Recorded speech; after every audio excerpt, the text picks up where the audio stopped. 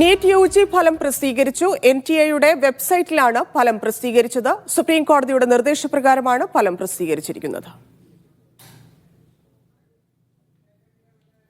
Saju Thomas ചേരുന്നു. Saju, case നിലനിൽക്കുമ്പോൾ ഫലം പുറത്തു വന്നിരിക്കുന്നു. എന്തായാലും ഈ തിങ്കളാഴ്ചയാണ് സുപ്രീം കോടതി വിശദമായ വാദം കേൾക്കാനിരിക്കുന്നത്. അതിന് മുൻപായിട്ട് കഴിഞ്ഞ വ്യാഴാഴ്ച ഈ കേസ് പരിഗണിച്ചപ്പോൾ സുപ്രീം കോടതി വ്യക്തമാക്കിയത് പ്രധാനമായിട്ടും ഈ കേസുമായി ബന്ധപ്പെട്ട് വിശദമായ രാജ്യത്തെ വിവിധ പരീക്ഷാ കേന്ദ്രങ്ങളിൽ വിദ്യാർത്ഥികൾ എഴുതിയ പരീക്ഷകൾ വിശദമായ മാർക്ക് ലിസ്റ്റ് അതോടുകൂടി തന്നെ പ്രസിദ്ധീകരിക്കണമെന്നുള്ള നിർദ്ദേശമാണ് സുപ്രീം കോടതിയുടെ ഭാഗത്തുണ്ട്. പ്രത്യേകിച്ച് വിദ്യാർത്ഥികളുടെ റോൾ നമ്പർ മറച്ചുകൊണ്ടുള്ള റിസൾട്ട് ആയിരിക്കണം പബ്ലിഷ് ചെയ്യണം എന്നാണ് ദേശീയ പരീക്ഷാ ഏജൻസിയോട് ആവശ്യപ്പെട്ടത്. അതനുസരിച്ചാണ് ഇപ്പോൾ വിവിധ സംസ്ഥാനങ്ങളിലെ 23 സംസ്ഥാനങ്ങളിലെ ഏകദേശം 188ഓളം പരീക്ഷാ കേന്ദ്രങ്ങളുമായി ബന്ധപ്പെട്ടാണ് ഇപ്പോൾ റിസൾട്ട് ഇപ്പോൾ പ്രസിദ്ധീകരിച്ചിരിക്കുന്നത്. പ്രധാനമായിട്ടും ജാർഖണ്ഡിലെ ഹസാരിബാഗ്, രാജസ്ഥാനിലെ കോട്ട, അതുപോലെ തന്നെ കോട്ടയം അടക്കമുള്ള പരീക്ഷാ കേന്ദ്രങ്ങളിലാണ് വലിയ രീതിയിൽ മാർക്ക് ഉയർന്നിരിക്കുന്നത്. അതുമായി ബന്ധപ്പെട്ട് കേന്ദ്ര സർക്കാരിന്റെ സത്യവാങ്മൂലത്തിലുള്ള വിശദീകരണം എന്ന് പറയുന്നത്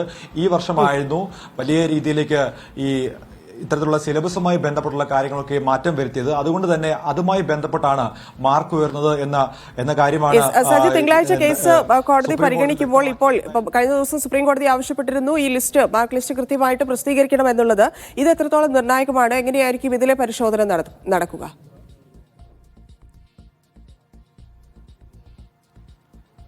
തീർച്ചയായിട്ടും അങ്ങനെ തന്നെയാണ്. അതായത് ഇതിലിപ്പോൾ എത്ര കുട്ടികൾക്കാണ് 720 മാർക്ക് ലഭിച്ചത്? നേരത്തെ വന്ന റിസൾട്ടുമായി ബന്ധപ്പെട്ട് 67 കുട്ടികൾക്ക് 720 മാർക്ക് ലഭിച്ചിരുന്നു. തുടർന്ന് ജാർഖണ്ഡിലെ ഹസാരിബാഗിലെ 1563 വിദ്യാർത്ഥികൾക്ക് പുനഃപരീക്ഷ നടത്തിയിരുന്നു. അതുമായി ബന്ധപ്പെട്ടൊക്കെയും വലിയ വിവാദങ്ങൾ ഉയർന്നു നിൽക്കുകയാണ് 40ഓളം ഹർജികൾ സുപ്രീം കോടതിയിൽ വന്നത്. അതുകൊണ്ട് തന്നെ ഈ കേസുമായി ബന്ധപ്പെട്ട് വലിയ വിവാദങ്ങൾ ഇപ്പോഴും നിലനിൽക്കുകയാണ്. അതുകൊണ്ട് തന്നെ ഇപ്പോൾ കേന്ദ്ര സർക്കാരും ദേശീയ പരീക്ഷാ ഏജൻസിയും CBI ഉൾപ്പെടെയുള്ളവർ സത്യവാങ്മൂലമൊക്കെ നൽകിയിരുന്നു. അതിന്റെ പശ്ചാത്തലത്തിലാണ് ഇപ്പോൾ വീണ്ടും പ്രസിദ്ധീകരിച്ചിരിക്കുന്നത്. ഇതുമായി ബന്ധപ്പെട്ടുള്ള ഇതിൽ ഏറ്റവും പ്രധാനപ്പെട്ട വസ്തുത എന്ന് പറയുന്നത് രാജ്യത്തെ വിവിധ ഭാഗങ്ങളിൽ എഴുതിയ 1,80,000 സീറ്റുകളാണ് മെഡിക്കൽ പ്രവേശനത്തിനായുള്ളത്. മെഡിക്കൽ പ്രവേശനത്തിന് അർഹരായിട്ടുള്ള വിദ്യാർത്ഥികളിൽ ഏറ്റവും ഉയർന്ന മാർക്ക് നേടിയവർ എത്ര പേരുണ്ട് എന്നുള്ളതിനൊക്കെയുള്ള വിശദീകരണത്തിന് വേണ്ടിയാണ് ഇപ്പോൾ പുനഃപ്രസിദ്ധീകരിച്ചിരിക്കുന്നത്. അത് കൃത്യമായി പരിശോധിച്ചതിന് ശേഷമായിരിക്കും എന്തായാലും സുപ്രീം കോടതി ഇനി വീണ്ടും പുനഃപരീക്ഷ നടത്തണമോ എന്നുള്ള കാര്യത്തിൽ വിശദീകരണം ഉണ്ടാവും. പ്രത്യേകിച്ച്